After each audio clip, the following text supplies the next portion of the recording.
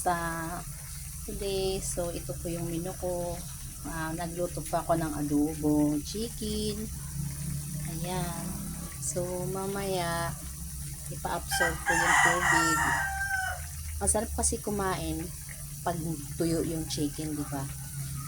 Ito po yung adobo chicken. Ayan. Gusto ko malambot siya. Kaya pinapalambot ko siya. At pinapatuyo ng tubig. Pinakasabaw niya.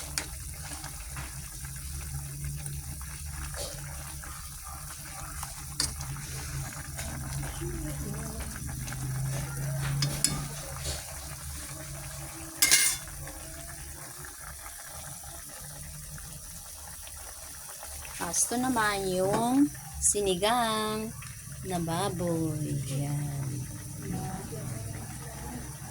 Yan guys, oh. Nakita mo ba? Thank you for watching. Bye-bye. Oops. Yan.